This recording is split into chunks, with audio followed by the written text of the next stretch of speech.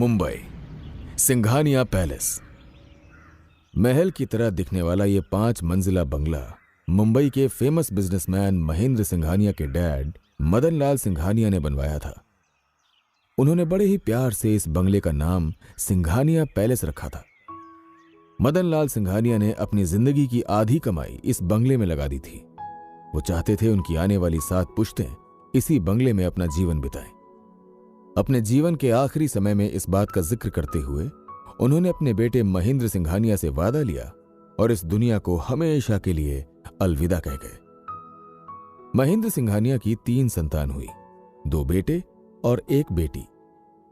वादे के मुताबिक महेंद्र सिंघानिया ने अपने तीनों बच्चों को अपने डैड के बंगले का महत्व बताया और अपने पिता की ही तरह उन्होंने भी अपने दोनों बेटों से ये वादा लिया। आज 40 साल बाद महेंद्र सिंघानिया बूढ़े हो चुके हैं। कुछ महीने पहले ही उन्होंने अपनी पत्नी को अंतिम विदाई दी थी और अब उन्होंने अपने पूरे बिजनेस की जिम्मेदारी अपने दोनों बेटे रघुवेंद्र सिंघानिया और देवेंद्र सिंघानिया को सौंप दी और वो अपने जीवन के आखिरी दिनों को अपने पोते पोतियों के साथ हंसी खुशी बिताने लगे थे। जून का महीना शुरू हो चुका था। सभी स्कूलों की गर्मियों की छुट्टियां स्टार्ट हो चुकी थीं। महेंद्र जी की बेटी भी अपने दोनों बच्चों के साथ छुट्टियां मनाने सिंघानिया पैलेस आई हुई थी। दोपहर का समय हो रहा था।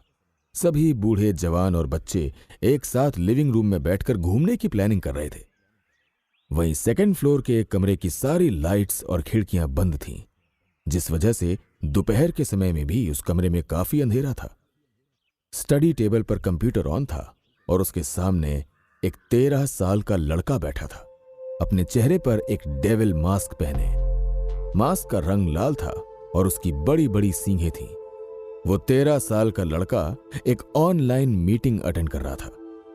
स्क्रीन पर एक आदमी दुनिया के सबसे खतरनाक इल्लीगल वेपन को शो करते हुए उसके प्राइस के साथ उस वेपन की सारी खूबियां बता रहा था। उसने एक शॉटगन की तरह दिखने वाला एक वेपन लिया और उसके बारे में एक्सप्लेन करते हुए उसने कहा, इस वेपन की सबसे खास बात यह है कि इसके अंदर इलेक्ट्रॉनिक डिवाइस फिट है। इसे आसानी से छोटा और बड़ा किया जा सकता है।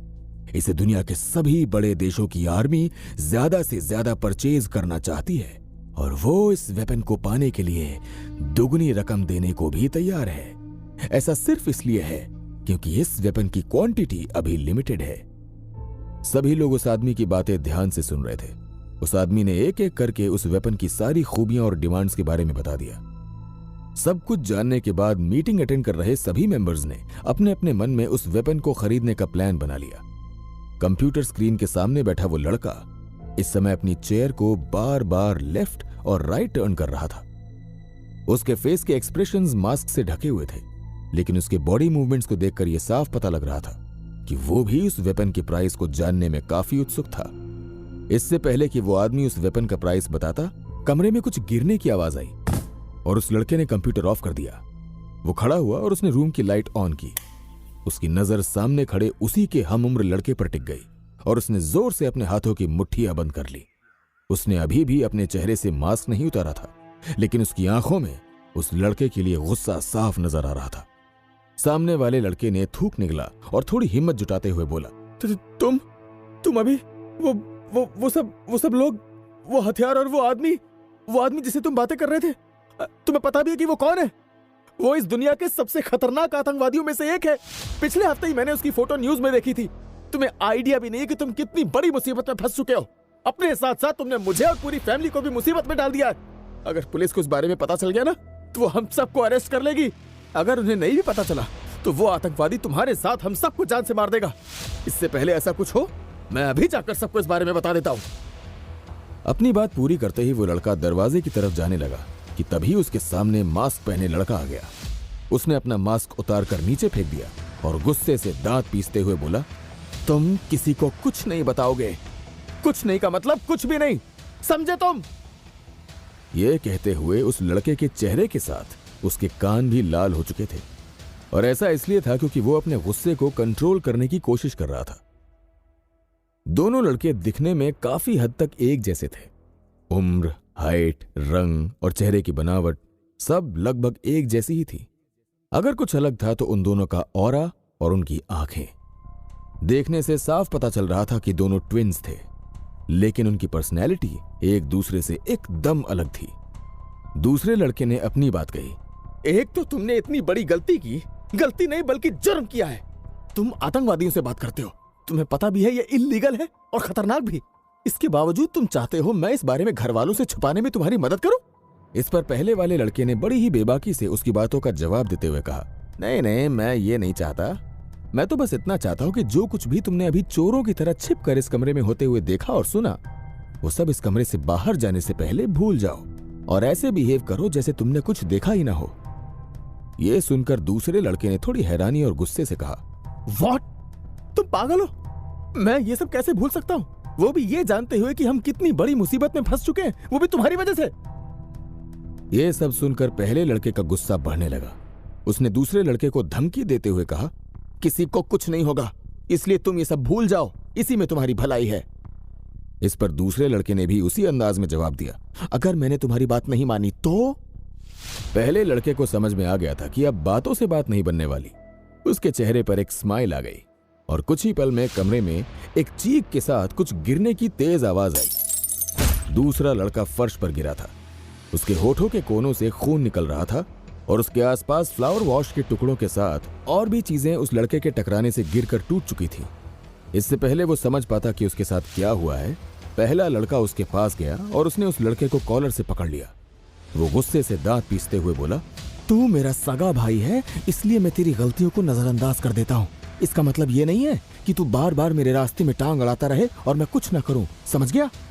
अभी जो कुछ भी हुआ वो तो बस एक छोटा सा ट्रेलर था।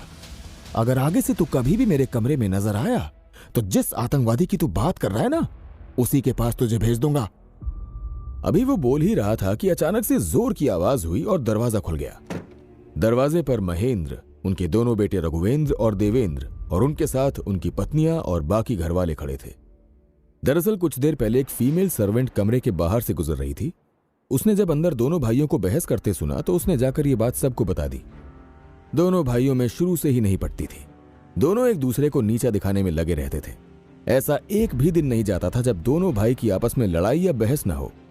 यही सोचकर सभी लोग ऊपर आ रहे थे कि कमरे में कुछ गिरने की तेज आवाज के साथ एक चीख कमरे के बाहर तक गूंज उठी थी। अंदर का नजारा देखकर सभी हैरान थे। रघुवेंद्र जी गुस्से में बोले, अरशद, ये क्या बदतमीजी है? अथर्व तुम्हारा बड़ा भाई है, अभी के अभी उसे छोड़ो। यह सुनकर अरशद ने एक नजर अथर्व को देखा। उसके चेहरे पर डर और दर्द देखकर उसका गुस्सा शांत हो गया और उसने अथर्व को छोड़ दिया। जब वो अथर्व से दूर हुआ तब जाकर सभी की नजर अथर्व के चेहरे पर गई। अथर्व के चेहरे पर उंगलियों के निशान थे। उसके मुंह के कोने पर खून लगा था। ये देखते ही अथर्व की मां मीनाक्षी जी उसके पास गईं और उसे अपने सीने से लगाकर उसके गालों पर हाथ फेरते हुए बोली, अथर्व, अथर्व मेरा बेटा। और उनकी आंखों से आंसू गिरने लगे। अथर्व ने हाथ ऊपर करके मीनाक्षी जी के आंसुओं को पोंछा और अपने चेहरे पर एक मुस्कान लाते हुए बोलने की कोशिश करने लगा। माँ मैं ठीक हूँ, बस थोड़ी सी चोट है, कुछ दिनों में अपने आप ठीक हो जाएगी। आप प्लीज अरशद को मत डांटना, इसमें उसकी कोई गलती नहीं थी, मैं ही बिना पूछे उसके कमरे में आ गया था। ये कहते हुए अथर्व ने वार्निंग लुक के साथ अरशद को देखा। अरशद भी उसे ही देख रहा था। वो समझ चुका था कि अथर्व ने जानबूझकर उसका नाम लिया ताकि सबका ध्यान उसके ऊपर आ जाए और वो सबकी सिंपैथी गेन कर सके। लेकिन इन सब से अरशद को फर्क नहीं पड़ा और वो वहां से जाने के लिए मुड़ा कि तभी कमरे में एक तेज थप्पड़ की आवाज गूंजी। दूसरे ही पल अरशद फर्श पर था। उसने अपने चेहरे के लेफ्ट साइड को अपने हाथों से सहलाया और सामने खड़े लंबे चौड़े रघुवेंद्र जी को देखने लगा। ये उसके पिता थे जो बिना सोचे समझे फैसला किया करते थे, ऐसा अरशद को लगता था। उन्होंने सख्त आवाज में कहा, आज और अभी से इस घर का कोई भी सदस्य इस लड़के से बात नहीं करेगा। आज से पूरे 1 महीने तक ये लड़का सर्वेंट क्वार्टर में रहेगा, इसकी यही सजा है। महेंद्र जी के सिवा सिंघानिया परिवार में ऐसा कोई भी सदस्य नहीं था जो रघुवेंद्र जी की बातों को काट सके। रघुवेंद्र जी ने अरशद की सजा का फरमान जारी कर दिया था और उस कमरे से जा चुके थे। उसके साथ बाकी के मेंबर्स भी उस कमरे से जा चुके थे। अब बस अरशद, अथर्व और मीनाक्षी जी कमरे में मौजूद थे। मीनाक्षी जी ने देखा अरशद का गाल भी अथर्व की तरह लाल हो चुका था। वो उठी और अरशद के पास जाने लगी कि तभी अरशद अपना हाथ दिखाकर उन्हें रोकते हुए बोला, क्या आपने अपने पति की बात नहीं सुनी, या फिर बेटे की ममता पति के कहे शब्दों पर भारी पड़ रही है? इस पर मीनाक्षी जी थोड़ा गुस्सा करते हुए बोली, अरशद वो तुम्हारे डैड है, तुम उनके लिए ऐसे शब्दों का इस्तेमाल कैसे कर सकते हो? लेकिन अरशद ने उनसे बिना उनकी ओर देखे हुए कहा, मॉम यार प्लीज अब आप मत शुरू हो जाना। अब एक काम करो, अपने इस बड़े बेटे को लेकर जल्दी से यहां से चली जाओ। कहते हुए उसने गुस्से से एक नजर अथर्व को देखा। अथर्व के चेहरे पर इस वक्त जंग जीतने वाली स्माइल थी। अरशद ने उसे इग्नोर किया और वॉशरूम में चला गया। वहीं मीनाक्षी जी अपने दोनों बेटों को देख रही थी। दोनों का जन्म एक ही दिन हुआ था। अरशद अथर्व से 15 मिनट छोटा था। जितना सीधा और संस्कारी अथर्व था, अरशद उतना ही बदमाश और बेशर्म।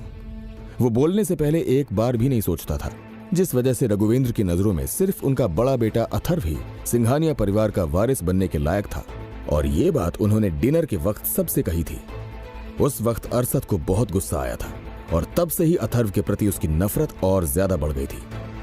कहीं ना कहीं इस बात का अंदाजा सभी को था, पर कोई भी इस बारे में बात नहीं करना चाहता था। पर अरशद ऐसा क्यों था? क्यों थी अथर्व और अरशद के बीच में इतनी दूरी? और आखिर क्या था इस परिवार का इतिहास? जानने के लिए सुनते रहिए ये कहानी सिर्फ और सिर्फ पॉकेट एफएम पर।